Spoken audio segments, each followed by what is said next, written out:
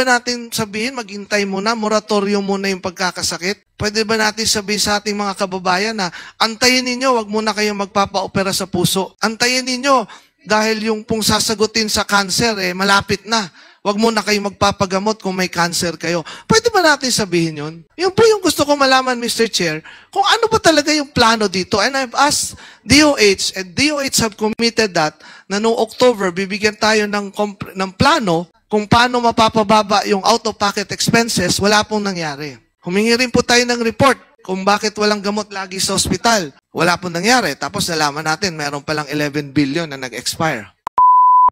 I understand all of the impatience and everyone wants to get things resolved as soon as possible.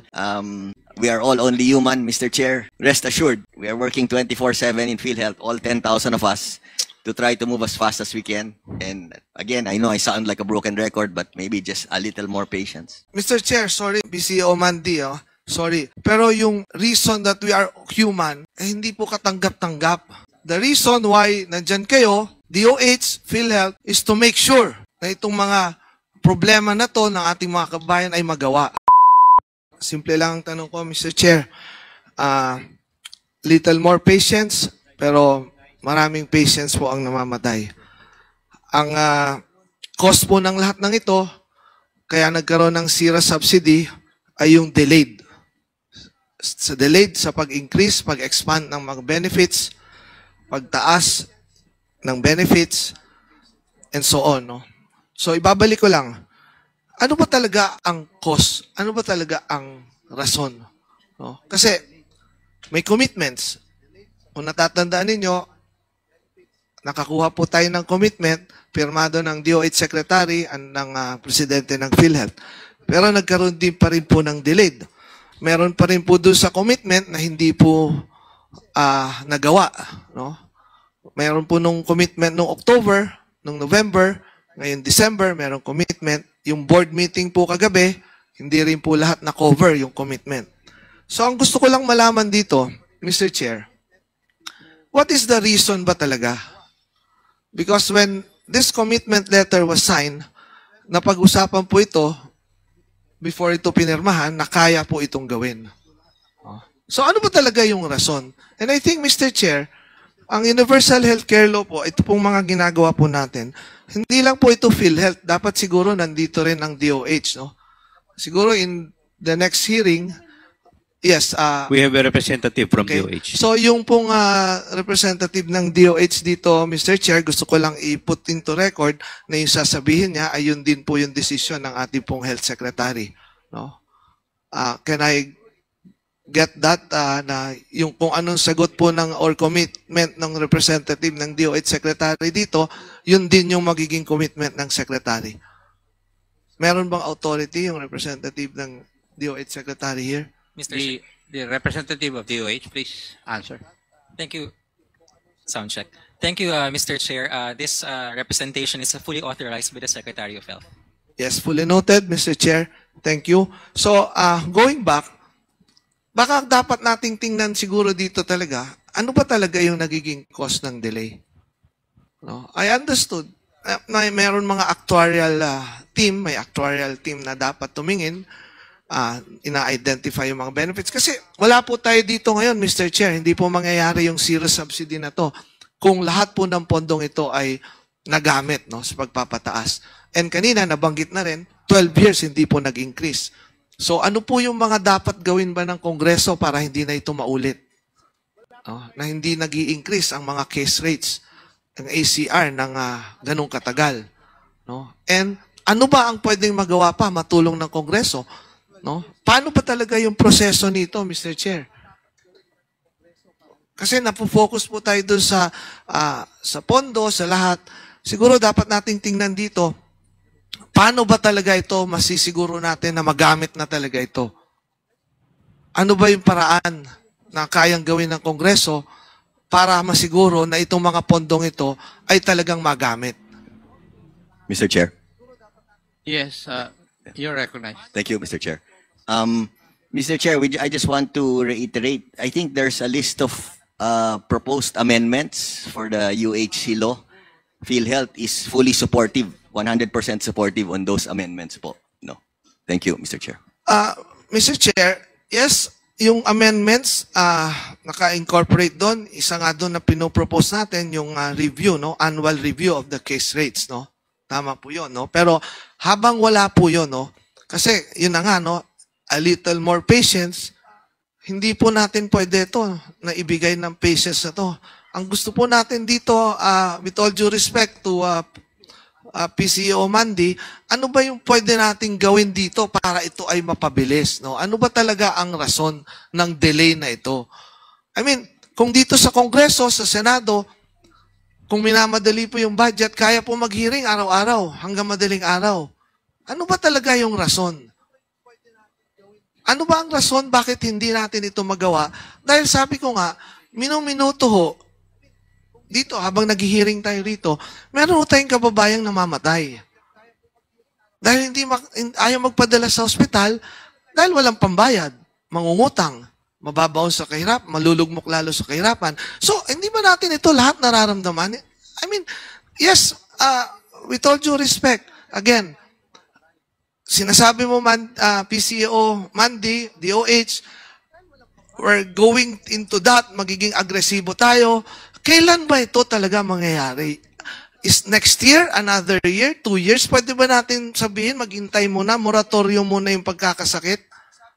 Pwede ba natin sabihin sa ating mga kababayan na antayin ninyo, wag muna kayong magpapa-opera sa puso. Antayin ninyo, dahil yung pong sasagutin sa cancer, malapit na. Wag muna kayong magpapagamot kung may cancer kayo. Pwede ba natin sabihin yun?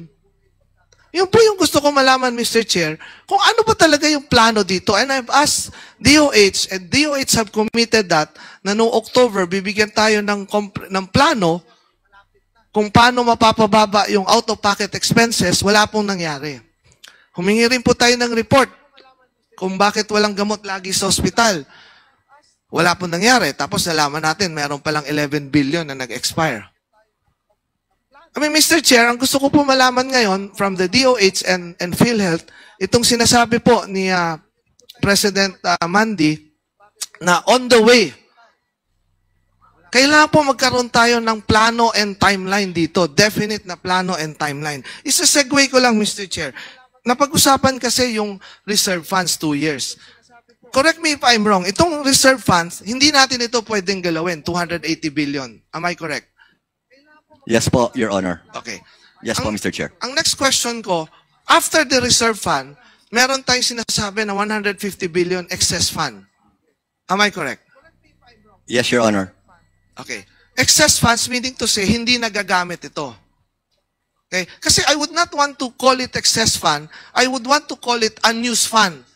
No? Kasi ito bang excess fund o 150 billion na to, pwede ba itong magamit para dito sa mga benefits? Mr. Chair, Yes, please continue. thank you. Yes, Mr. Pwede Chair. magamit. Pwede magamit po. In fact, sa 2025 po, gagamitin po natin Gagamitin. yan. Yes Okay. po, gagamitin natin. Itong 490 billion or 504 billion na naka-invest, pwede rin ba itong gamitin sa benefits? Yes po. Pwede rin. Yes po. So therefore, 500 plus 150, we have 654 billion pesos na pwedeng gamitin para sa benefits, para bayaran, para mawala yung mga out-of-pocket expenses ng ating mga kababayan. Am I correct? Mr. Chair, just want to make a quick clarification. No? SVP Renet will clarify on the, sorry Mr. Chair, on your last query on the 500 billion. Go ahead, sir. Mr. Chair. Yes, Mr. Lim Siaco. Maraming salamat, Mr. Chair.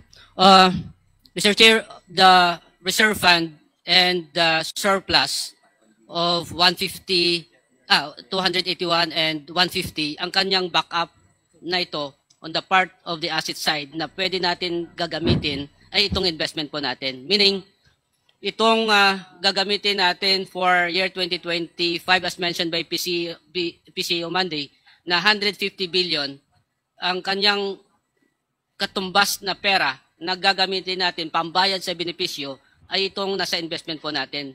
That lalabas ang investment na ito, lalabas itong pondo na ito pambayad sa mga benepisyo na babayaran po natin from the source of fund na surplus and the contribution estimated for the year 2025, Mr. Chair. So hindi po natin siya i-add up po.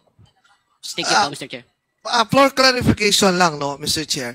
Gusto ko lang malaman, magkano talaga ang pondo na pwede nating gamitin sa pagpapalawak ng mga benepisyong ito? Magkano ba talaga? Kasi ang dami ng figures na lumalabas, no? So nakakalito na. So magkano ba talaga yung pwede nating gamitin, no? I have read kanina or yesterday, na-approve daw ng board na gawing 254 billion, if I'm not mistaken, yung gagastusin for next year, no? So, ang gusto ko malaman, yan na ba talaga ang pera lang na pwede nating gamitin or galawin for next year? Mr. Chair. Please continue. Mr. Chair, maraming salamat po. Ang pera na po pwede natin gamitin para sa year 2025, number one, ito yung excess fund na 150 plus yung estimated na premium collection contribution of 203 billion pesos. So this is 350 billion pesos, Mr. Chair. Now, for year 2025, as approved by the board yesterday, COB, or corporate operating budget for benefit expense, ay 271 billion, Mr. Chair. This is initial approval of the board, Mr. Chair, because with the expansion of benefit, as mentioned by PCO Ledesma, that 50% in some other benefit packages, expansion of benefit packages, Mr. Chair, based on the actuary calculation, Mr. Chair, aabot siya ng 440 billion. So, Mr. Chair, ito yung tinitingnan po natin sa implementation in the year 2025, Mr. Chair. As to the finances po ng PhilHealth, Mr. Chair, that as mentioned by PCO Ledesma, aggressive na pagpapataas ng benepisyo and pagpapalabas ng pondo po, pambayad sa benepisyo ng ating kapat Pilipino, Mr. Chair. Mr. Chair, 440 billion aabot for next year. Yes, Mr. Chair. Okay. Of which 150 galing sa excess fund, 200 galing sa contribution ng members, 350. So kung 440 yan, may 90 billion. Yung 90 billion kukunin galing sa investment. Mr. Chair, ang 90 billion, Mr. Chair, this is we gonna request from the board for an authority to make use of the reserve fund already. Reserve fund already. Yes, doon na tayo kukuha, ang Mr. Chair. tanong ko, Mr. Chair, yung 504 billion, nasaan yun? Naka-invest pa rin? Mr. Chair, the 504, which is as mentioned by PCO Ledesma, that nasa 489 siya ng November, 489 o 490 billion, Mr. Chair, ay nasa asset side po to. Ito yung gagamitin natin na pambayad. So investment, convert into cash, and pambayad po natin sa benefit payment kung kukulangin tayo sa premium na papasok in the year 2025, Mr. Chair. Okay. So, ito, na nasa investment, with the indulgence of Mr. Chair, medyo ina-absorb ko lang. So, ibig mo sabihin, nasa asset ito. Yes, Mr. Chair. Okay? Paano nasabing nasa asset, naka-invest ito, naka-time deposit? Nasa treasury bills ito. Mr. Chair, again, Can you explain? Sorry. Mr. Chair, the composition of our investment ay nasa general government securities. That's Yes. all, more than 75% of our investment. And then we have, as mentioned kanina, we have the time deposit, we have the savings deposit, and we have the corporate bonds, Mr. Chair. Again, the total of this one as of November ay umabot ng 489.5 or nearly 490 billion, Mr. Chair. This is part of the assets of the corporation, Mr. Chair. Both current and non-current asset, Mr. Chair. Yes, pero ang tanong ko, ito, patuloy ba natin itong ilalagay lang sa investment? Mr. Chair, as provided in the law, Mr. Chair, Section 37 of the USC law, Mr. Chair, may third paragraph, sinasabi niya, pag hindi natin gagamitin ang pundo sa pangbayad ng benepisyo, ay ilaan po natin sa investment po. Again, para to po hindi matulog yung pera na makaka-earn kahit papano ng investment income, Mr. Chair. Nandun ako, Mr. Chair, pero ang sinasabi ko nga, agree naman po tayong lahat dito na napaka-konti at kulang na kulang pa yung benepisyo nga, no? Tingi-tingi, in fact, tingi-tingi. Ang gusto ko lang puntuhin dito, Mr. Chair, and PCO Mandy and DOH ASEC, paano ba natin pwede pa itong gawin na bilisan? Kasi agree tayo lahat, marami pong namamatay. Hindi naman pwedeng mag-antay. Yes, may proseso po, may proseso. No, sinabi rin sa akin dati doon sa budget briefing, meron daw kailangan sundin na proseso. Pero para sa akin, itong proseso kasi tayo rin ang gumagawa nito. Ano ba yung pwedeng gawin? Maliwanag na maliwanag kasi na may pera. Kaysa nasa investment yan, pera dyan, may reserve funds, meron pang subsidy na hindi nga natin nakuha, nakasalanan po, kaya hindi, ang may kasalanan nito actually dahil hindi nagagamit. No, hindi natin masisisi kaya hindi binigyan ng PhilHealth ng subsidy kasi hindi nga nagagamit. So itong hindi paggamit, yung kasalanan ng hindi paggamit, ibig ba sabihin ang magsasuffer nito yung 115 million Filipinos? Mr. Ang Chair. ibig ko sabihin dito, with the indulgence of PCO Mandy, ano pa yung paraan pa? Kasi hindi ko matanggap na wala tayong paraan na bilisan ito. Sinasabi mo dito, PCO Mandy, that yes, we're on the road to increase and by next year we can see increase benefits, we can see ganito. Pero hindi ko matanggap pa rin na bakit hindi natin ito kayang gawin bilisan lahat. Kulang ba ang team na naggagawa nitong yung actuarial team to identify and then after that, anong gagawin? Nagiging delay ba yung pag-meeting sa Benefits Committee? Sa board ba? Ano ba ang dapat gawin? Kailangan ba araw-araw kayo mag-meeting para magawa ito? Yun ang hindi ko matanggap, Mr. Chair, na kailangan mag-antay. A little more patience. Anong katumbas? Maraming pasyente. More patients are dying. Mr. Chair. Please continue, Mr. Ledesma. Again, Mr. Chair, we hear you loud and clear. We are working as fast as we can. Maybe to add, Mr. Chair, we are also about to undergo a major reorganization in PhilHealth, so we will be increasing our manpower. When is that? We are Sorry, trying Mr. as fast as we can to increase our accredited facilities. I'd like to think, Mr. Chair, I understand all of the impatience and everyone wants to get things resolved as soon as possible. We are all only human, Mr. Chair. Rest assured, we are working 24/7 in PhilHealth, all 10,000 of us, to try to move as fast as we can. And again, I know I sound like a broken record, but maybe just a little more patience, Mr. Chair. Thank you, Mr. Chair. Mr. Chair, sorry, PCO Mandy, sorry. Pero yung reason that we are human, hindi po katanggap-tanggap. No? The reason why nandyan kayo, DOH, PhilHealth, is to make sure na itong mga problema na to ng ating mga kabayan ay magawa. Okay? So, again, I want, Mr. Chair, yung mas agresibo and definite, no? Kasi, ano ba talaga? Nag-a-announce po ang PhilHealth, ang DOH, last month, dental health, dental kasama na. Kagabi, sinabi mo, in-approve na. Today, meron pong press release. I saw na si Secretary Herbosa meron ng in-announce. Pero, nakalagay doon, approve na, 50%, ganito. Yung eyeglass, kasama na rin. Yung emergency care and everything. Pero pag tinanong mo actual, kailan ito magiging epektibo? Anong mangyayari dito? Anong sasagutin? Wala pa ng IIR, wala pa ng guidelines, may kailangan pang gawin, whatever, blah, blah, blah. So, kailan ba to? Like, in-announce nyo, yung dental care kasama na. Pero in actuality, hindi natin alam kailan. Sasabihin, maybe by January of next year, maybe by February of next year. Kailan ba talaga ito? Naglolokohan ba tayong lahat dito? Mr. Chair. Thank you, Mr. Chair. Actually, Mr. Chair, before the year ends po, may circular na lahat yan. We will already... So, that's what I want to hear, Mr. Chair.